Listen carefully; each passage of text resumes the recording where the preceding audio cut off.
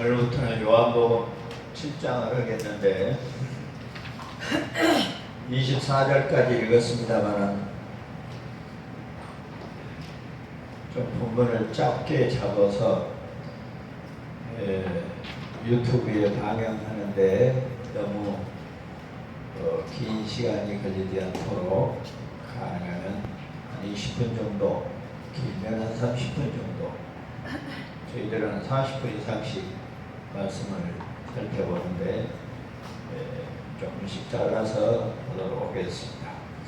그래서 오늘은 20절, 24절까지 봤는데 9절까지만 살펴보도록 하겠습니다. 칠판에 있는 것처럼 제목을 초막절과 재림절 그렇게 해놨는데 7장 전체는 7장 전체의 제목을 정한다면 우리에게 참 안식을 주신 그리스도 이렇게 제목을 정할 수 있겠습니다만 부분적으로 오늘 본문 1절로 9절까지의 내용은 초막절과 재림절 제목을 분석하자면 한마디로 초막절은 재림절을 예표하고 있다 하는 의미로 지금 대칭을 지어서 칠판에 적어놨습니다. 요한복음 6장에 있는 내용은 사실상 양력으로 약 4월 달에 있었던 내용입니다. 그러니까 유대인들 달력으로는 정월이 되겠죠.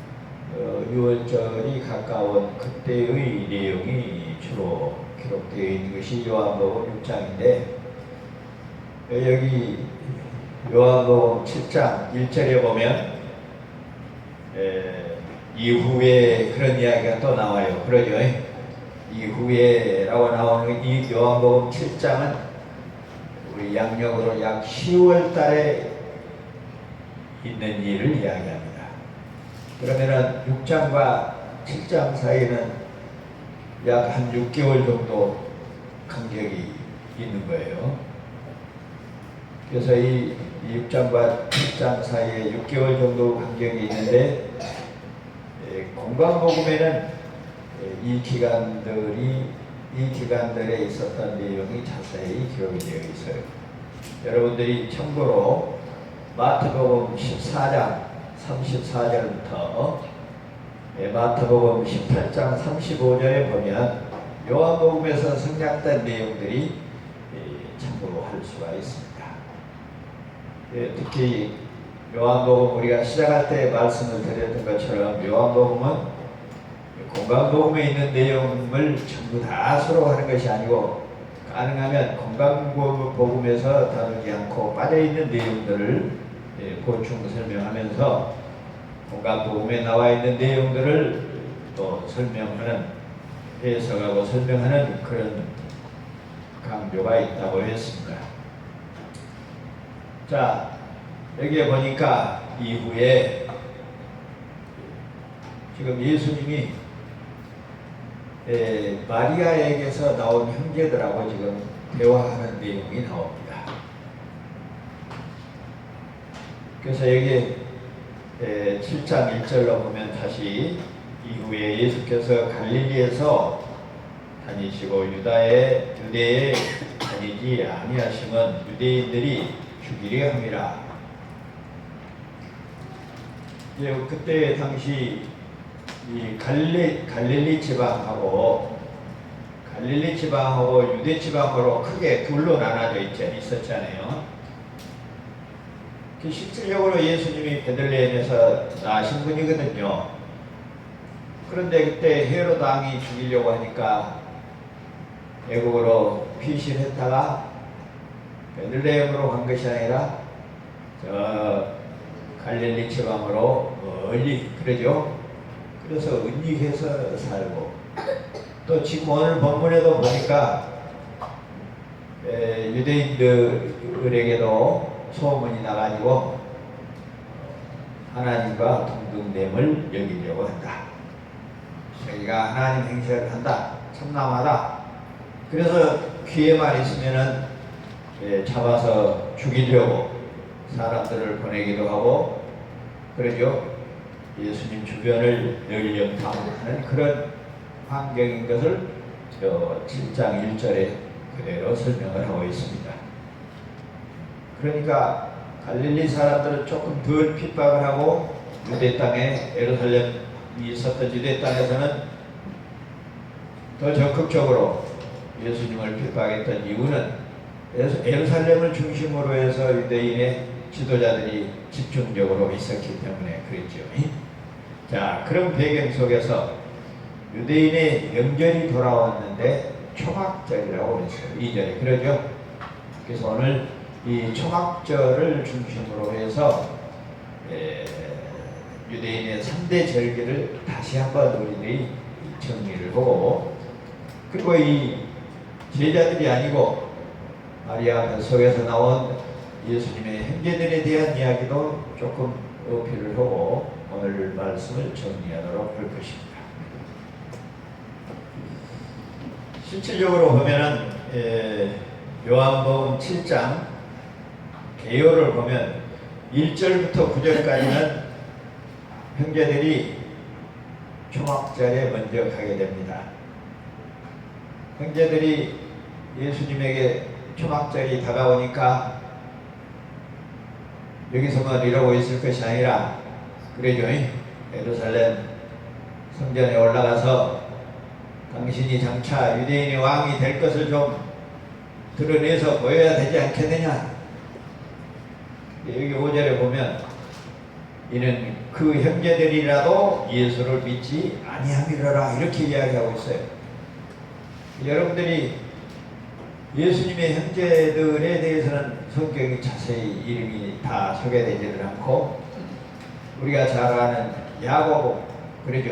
예수님이 부활하신 뒤로 예루살렘 교회를 책임지고 지도자로 있었던 야고보가 예수님과 같은 형제인 것을 알게 되죠.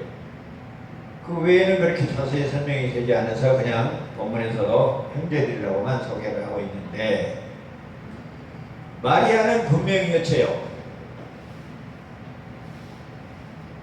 임신하기 전부터 천사가 찾아와서 그러죠. 자기 뱃속에 있는 예수가 보통 사람과는 다르다고 하는 사실을 알고 있었기 때문에, 그런데 이 형제들은 보면 예수를 아직 믿지 않았다고 그랬어요. 믿지 않았다는 건 뭔 말일까요? 메시아로 아직 받아들이지 못했다는 이야기죠. 그러니까 이적과 기적을 행하면서 많은 사람들이 인산인해를 하고 따라다니고 하는 것을 보면 언젠가는 자기 형님이었죠. 한 자리 할 것으로 알고 이 형제들부터가 요즘 말하면은 국무총리나 무슨 장관 자리라도 하나 차지할 줄 알고 기대가 컸었던 것이죠. 근데 이 양반이 자꾸 숨어 다닌단 말이야. 피해 다녀. 왜냐하면 물론 유대 지도자들이 죽이려고 하니까. 그래서 초막절에도 형제들이 여기서 이렇게 은닉하고 있을 것이 아니고 동네에서만 놀 것이 아니라 이제 큰 동네 가서 예루살렘에 가서 그러죠. 당신의 이력을 좀 보여야 되지 않겠느냐 하는 식으로 유대인의 명절 초막절을 지키러 가자고 권하는데 예수님은 아직은 내 때가 아니라고 말을 합니다. 그리고 먼저 보내죠. 심지어 성경에 보면은 이 형제들이 예수님을 어째요? 미친 사람으로 취급할 때도 있었어요. 안 그랬어요? 제가 어디 성경 구절을 찾아왔는데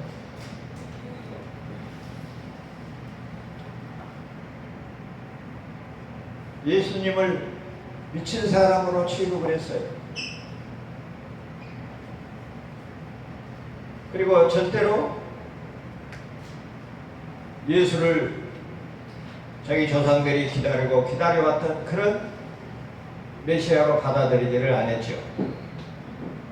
자, 여기 보면은 마가복음 1장 31절, 마가복음 1장 31절에 이하에 보면 아마 예수님과 어머니는 그리고 그 형제들은 가버나움에서 살고 있었을 것이다, 그렇게 추정이 되고, 마가복음 6장 3절에 보면은 예수님에게도 여동생들이 있었잖아요. 그러죠. 그 자매들이 나사렛에서 살고 있었을 것이다 라고 하는 그 예수님 가족에 대한 내용들을 우리들이 정리를 할 수 있습니다. 그리고 마가복음 3장 22절에서는 아까 말씀드린 대로 예수님을 미친 사람처럼 그렇게 오해를 했었어요. 마가복음 3장 21절. 그리고 그랬던 사람들이 이제 예수님이 부활하니까 그러죠. 사도행전 1장 14절에 보면 제자들과 함께 기도에 힘쓴다는 내용이 나와요. 그리고 사도행전 15장 13절에 보면 이 야고보가 예루살렘 교회의 지도자 역할을 하고 있는 것을 볼 수가 있습니다. 우리 가정이나 우리 주변에도 처음부터 예수를 믿는 사람이 있는 것은 아니죠. 마찬가지로 예수님 세상을 구원할 메시아가 출생했던 그 가정에서마저도 처음부터 예수님을 그리스도로 받아들이지를 못했어요. 때가 되니까 어쩌세요? 그들이 주님을 받아들이고 믿고 그를 위하여 생명을 바치고 하나님의 일꾼으로 사용되고 있는 것을 볼 수 있습니다. 그러나 아닌 사람들은 어쩌세요? 3,000명, 5,000명 먹을 것을 다 얻어먹었어도 결국에는 12제자만 남겨두고 다 흩어지고 말았고, 막상 십자가에 못 박혀 죽을 때는 12제자마저도 그러죠. 가장 사랑했던, 가장 회개를 받고 중직을 맡았던 12제자 중에 한 사람이었던 가룟 유다가 예수님을 팔아넘기는 참으로 아이러니한 일들이 벌어졌었습니다.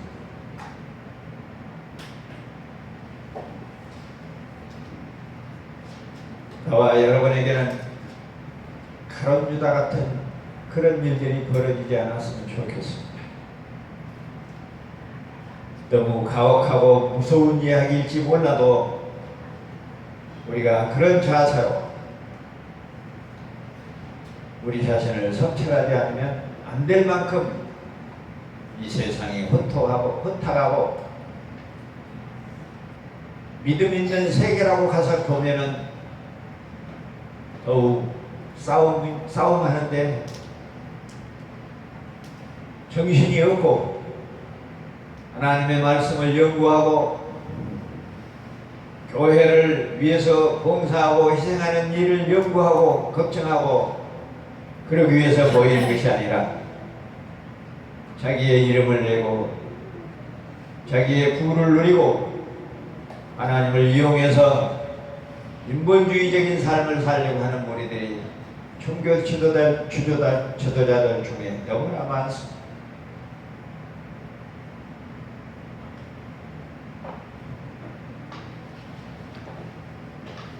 비록 우리들이 지금은 믿음이 연약하고 보잘것이 없어도 예수님의 형제들이 처음에는 주님을 알아보지 못했지만 은혜를 받은 이후부터는 교회의 지도자로 등장을 한 것처럼 나와 여러분에게도 그런 믿음이 주어지기를 진심으로 바라는 것입니다. 그럼 여기 이제 주목할 만한 것은 아까 초막절이라고 했는데 왜 초막절과 재림절이라고 했는가? 그러면 지금부터 우리가 유대인의 3대 절기와 우리가 주장하고 있는 구속의 역사, 특히 초막절을 좀 더 밝히 이해하기 위해서 유대인의 3대 절기를 그 근거부터 한번 찾아보도록 하겠습니다. 자, 우리가 잘 아는 대로 유대인의 3대 절기는 뭐였죠?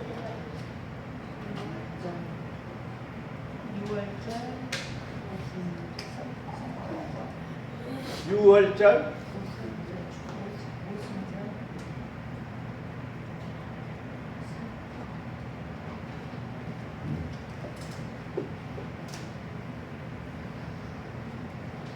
두 번째로 오순절, 세 번째로 오늘 본문대로 하면은 초막절.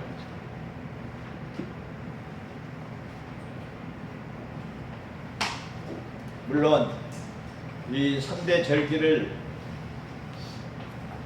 한 절기 안에도 우리처럼 크리스마스 그러면 딱 하루 지내고 부활절 그러면 딱 하루 지내는 것이 아니라 유월절들은 일주일 이상씩 절기를 지냈어요.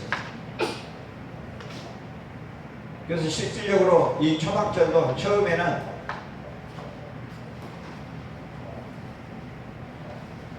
수장절이라 해가지고 그렇죠? 자, 수장절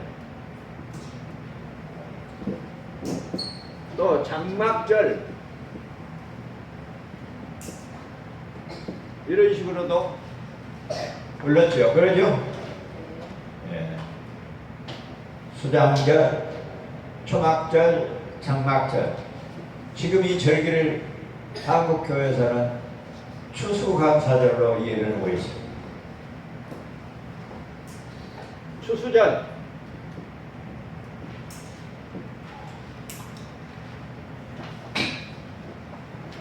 그러면 우리가 잘 아는 대로 유대인들의 유월절은 그 기원을 어디로 잡죠?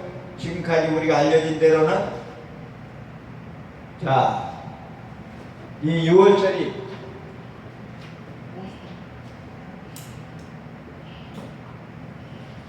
유월절을 지금 우리가 유월절을 지금 무교절이라고도 하면서 지금 신약 시대는 무슨 절기로 지켜요? 네. 자,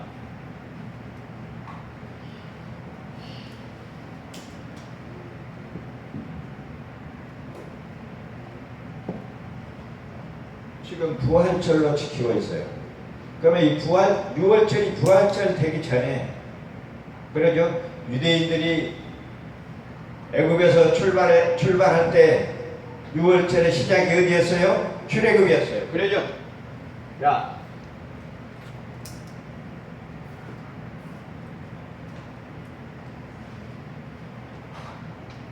왜 이렇게?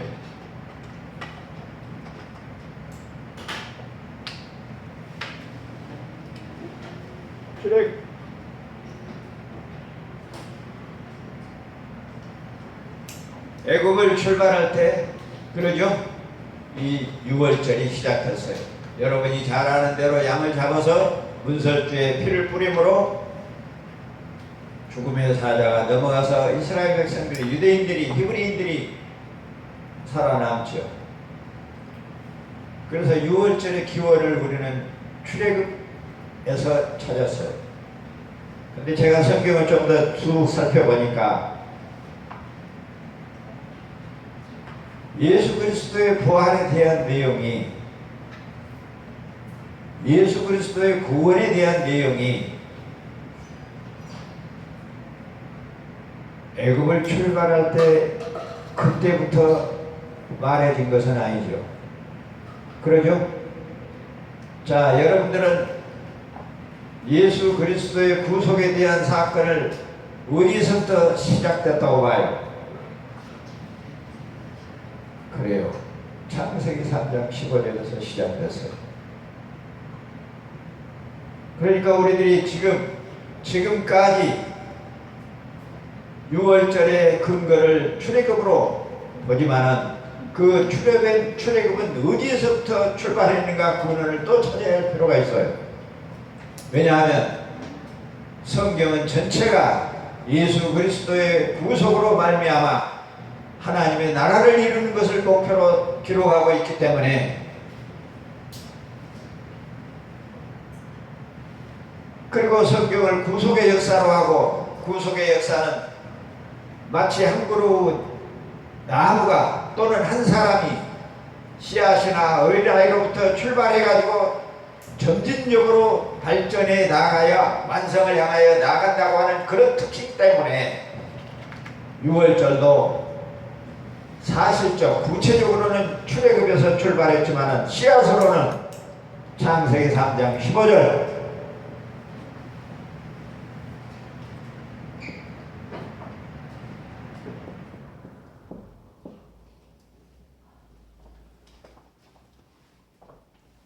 예수 그리스도의 보혈이 예수 그리스도가 어린 양으로 오셔서 자기 백성을 대신해서 죽으시고 부활함으로, 그러죠? 자기 백성들이 속죄함을 받고 구원받는다고 하는 놀라운 사실이 6월절 안에 들어있어요. 그리고 그것을 지금 우리는 부활절에 지키고 있어요. 그럼 예수 그리스도가 죽으시고 부활한 절기가 언제요? 6월절이었어요. 유대인의 6월절이었어요. 그러면 예수 그리스도의 죽으시고 부활한다고 하는 그 내용이 단순히 애굽을 출발할 때부터 시작했던 것인가? 그 전에는 그런 일이 없었던가? 방금 여러분이 말씀하신 대로 창세기 3장 15절에 뱀을 저주하면서 네 후손이 누구를? 여자의 후손의 발꿈치를 상하게 할 것이고 여자의 후손이 내 머리를 상하게 할 것이라고 하는 말이 씨앗처럼 그 창세기 3장 15절 안에서는 예수님이 죽으시고 부활한다고 하는 구체적인 용어의 표현은 없지만은 사탄의 후손들이 여인의 후손 예수 그리스도의 발꿈치를 상하게 한다는 것은 예수 그리스도의 죽음을 담지하고 있고, 사탄의 머리를 받는다고 하는 것은 예수 그리스도의 부활을 의미하고 있기 때문에 창세기 3장 15절이 바로 복음의 시작이요, 구원의 시작이요, 언약의 시작이요, 이렇게 보아야 할 것입니다. 그래서 창세기 3장 15절이 수없이 시대가 바꿔지고 사람이 바꿔지고 결국은 출애굽 시대가 와서 더 구체적이고 명확하게 드러난다고 하는 사실을 우리가 정리를 해야 됩니다. 6월절은 단순히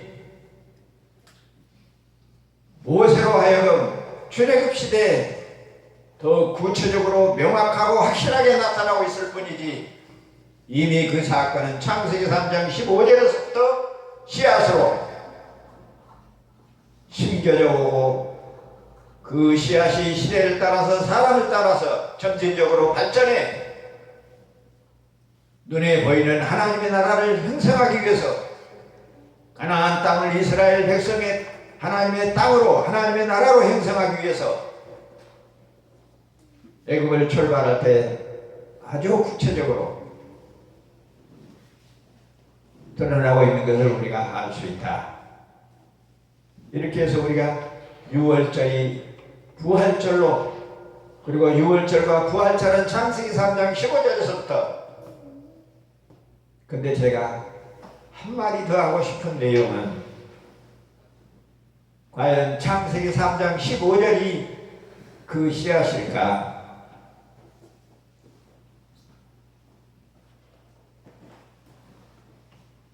창세기 1장 1절에 보면 베레시트 바라 엘로힘 에트 하셔마임, 왜 에트 하아래처로 되어 있어요. 성경의 첫 글자가 베트로 사용되고 있어. 베레스트, 베트. 이 베트가 구약 성경의 원전인 히브리어는 상형 문자입니다. 사물의 모형을 본따서 만든 글자예요. 알렙은 황소머리고 베트는 텐트, 지구 모형을 취했다고 그랬어요. 알렙, 베트, 기넬은 낙타의 모습을 따서 글자를 만들었다고 했어요. 우리가 성경을 해석할 때 축자영감이란 말을 합니다. 축자영감이라는 말은 문장이 아니고 단어가 아니고 알파베트 글자 하나하나에 의미가 들어있다는 거예요. 성령의 역사로 취해진 글자라는 의미예요.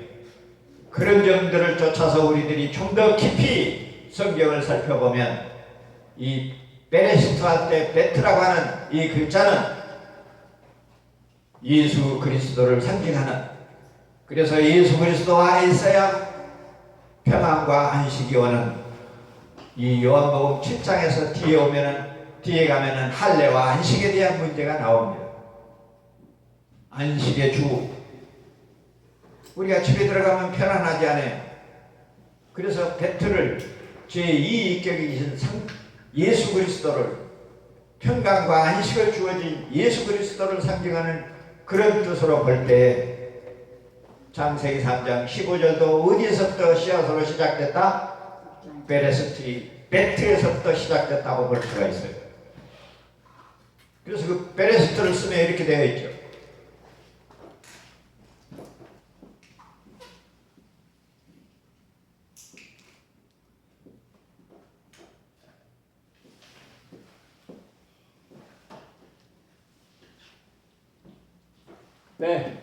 네.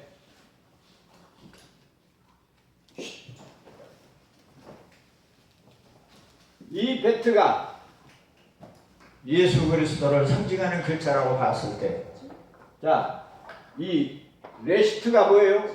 머리요. 머리를 말해요. 머리. 누가 머리가 돼요? 예수 그리스도가 첫 머리가 돼요. 예수 그리스도가 시작이에요. 그래서 우리가 지금 지키고 있는 부활절이라고 하는 절기가 이런 유래를 가지고 있다고 하는 사실을 우리가 살펴보면, 역시 성경은 구속의 역사는 점진적 발전으로 하나님 나라를 향하여 나아간다고 하는 분명한 사실을 우리가 이렇게 연결시킬 수가 있습니다.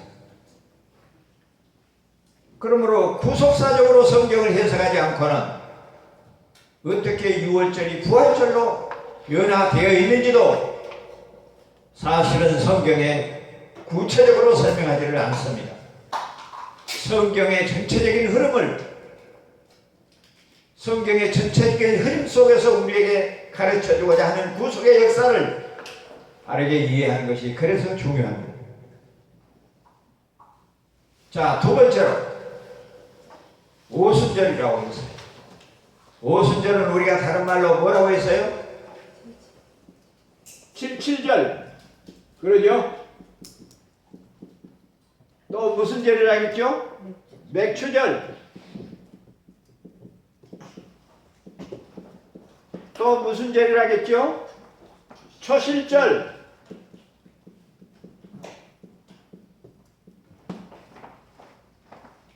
아까도 말씀을 드렸지만은 신약의 절기들은 하루에 그냥 몰아때려서 다 지내요. 그러죠? 그런데 구약의 절기들은 항상 일주일 이상, 오늘 우리들이 살펴보려고 하는 초막절도 본래는 7일 동안 했는데 나중에 유대인들이 8일로 고쳐서 8일 동안 절기를 지내고 그랬어요. 그러니까 이 절기는 한마디로 말하면 구속의 절기라, 기쁨의 절기죠. 성경에 나타나 있는 절기, 특히 유대인들에게 주어진 이 3대 절기는 농사를 짓거나 세상 사는데 하나님이 도와줘서 감사하는 감사의 절기가 아니고, 그러니까 세상 사람들이 지내는 추석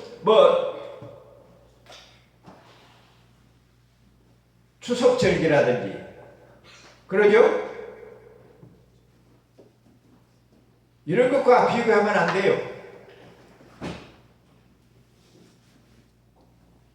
구속의 절기입니다. 교회의 절기는 구속의 절기라.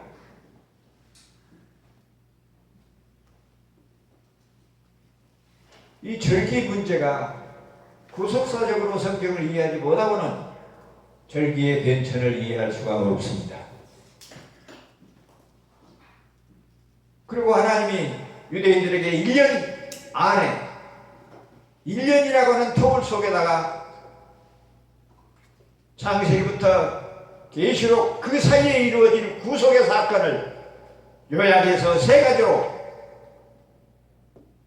지켜가고 있는 것을 보면 정말로 놀라운 일입니다. 그런데도 교회의 절기를 그렇게 구속의 절기로 보지 못하고 단순히 감사제로 그렇게 보는 것은 참으로 문제가 많죠. 그래서 지금 우리 오순절을 지금 무슨 절로 지키자고 우리들이 강조를 하죠? 더 이상 맥주 감사절이니 이런 절기를 지키지 말고 성령 강림절로 지켜야 된다. 그래서 우리는 지금 성령 강림절을 지키는 거예요.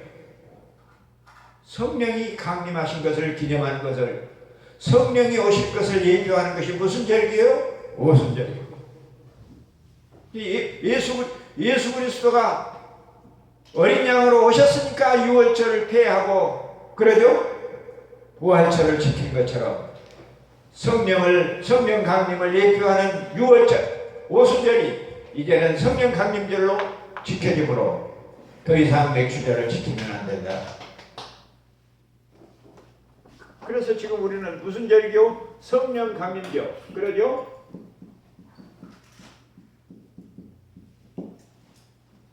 성령 강림절이요. 자, 성령 강림절은 어디서부터 시작했을까요? 유대인들의 오순절은 어디서부터 기원을 찾을까요? 창세기 1장 2절을 여러분이 한번 읽어보세요. 누가 크게 읽어봅시다. 땅이 혼돈하고 공허하며 흑암이 깊음 위에 있고 하나님의 신은 수면에 운행하시니라. 창세기 1장 2절에 보니까 누가 나와요? 성령. 하나님의 신이 나와요. 하나님의 신이 어떻게 있어요? 우리 번역 성경에는 땅이 그렇게 말하고 있는데 원어를 보면은 그 땅이 흑암 중에 있고 혼돈하고, 그것은 아직 질서 지어져 있지 않다는 의미지 못 쓰게 되었다는 의미가 아니죠. 아직 질서 지어지지 않는 그 상태를 누가 보호하고 있어요? 하나님의 신이 보호하고 있는 거예요.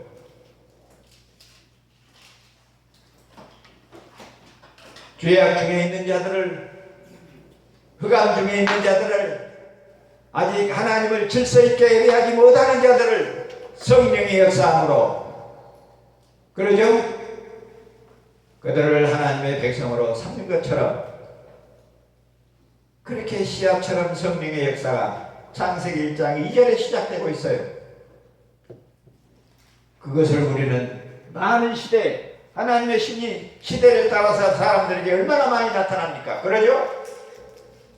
그래서 그것이 이제 구체적으로 확실하게 유대인들에게 나타나기 시작한 것이 오순절이었고, 이제 우리에게 성령 강림으로 성취가 된 겁니다. 이 역사도 물론 창세기 1장 1절 베레스트에서 시작했다고 봐야죠. 원시론. 자, 그러면 초막절을 봅시다. 오순절 그 정도 해도 초막절을 봅시다.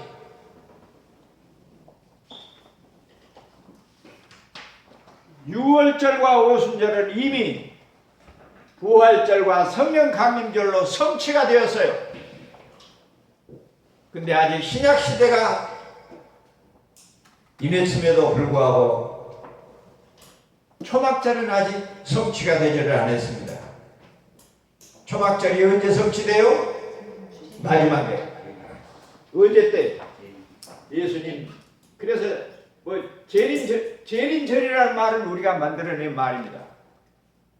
재림절이라는 말이 어디 구체적으로 있는 것은 아니지만 초막절이 예수 그리스도의 재림을 기다리고 소망하고 상징하는 모형하는 내용이기 때문에 초막절을 지금 재림절로 그렇게 표현을 했는데 이 절기는 아직 어째요? 성취되었다고 볼 수가 없는 거죠. 그러나 미국 선교사들이 우리나라에 가지고 들어온 추수감사절과는 분명히 다릅니다. 그건 잘 정리를 해야 돼요. 구약에 나와 있는 이 초막절, 구약에 나와 있는 이 수장절, 장막절, 이거는 예수 그리스도의 재림을 예표하고 있기 때문에 아직은 아니라. 그렇다고 해서 지금 우리들이 지내는 추수감사절이 수장절은 아니라고 하는 사실을 분명히 줄을 그어야 됩니다. 그래서 따로 그러면 수장절을 지내야 되느냐? 거기에 대한 구체적인 합의나 성경적인 자료가 모아지지 않았기 때문에 우리가 추수감사절을 지낼지라도 그 추수감사절을 통해서 선교사들이 가져온 그런 의미로가 아니라 아직 성취되지 않는 초막절로, 수장절로, 장막절로 지내야 될 것입니다. 그러니까 처음에는 1년 농사가 다 지어진 농사를 감사하는 유대인들의 절기였던 것은 사실입니다.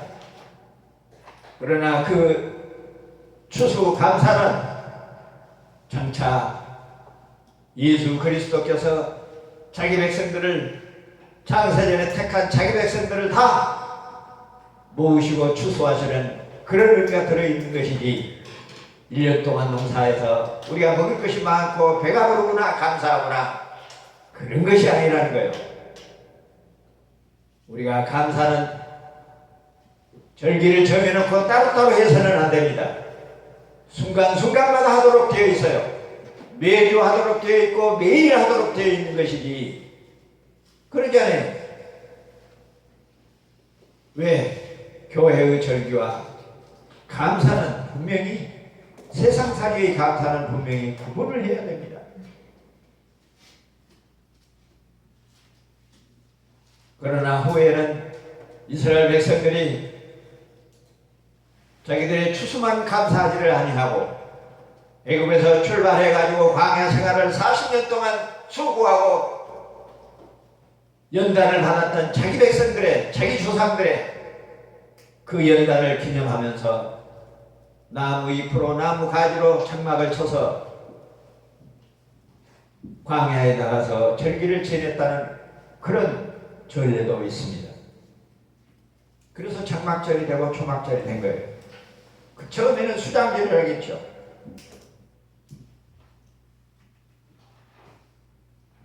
수장절이라는 말은 1년 농사를 그들 농사에 뭐 과일이었잖아요. 그러죠?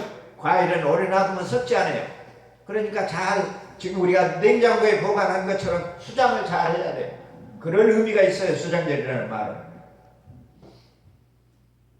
그러나 그 수장절이 단순히 1년의 농사를 감사하는 정도가 아니고 1년 농사의 감사를 통해서 장차 그리스도의 추수를 생각하기는 했을 것이지만 그 의미를 더 넓혀서 자기 조상들이 광야에서 수고하고 연단받았던 그런 의미를 생각하면서 모든 인류가 그리스도가 오시기까지 연단받는 기간이라고 하는 의미를 부여해서 초막절, 장막절, 수장절로 지내고 있는 것입니다.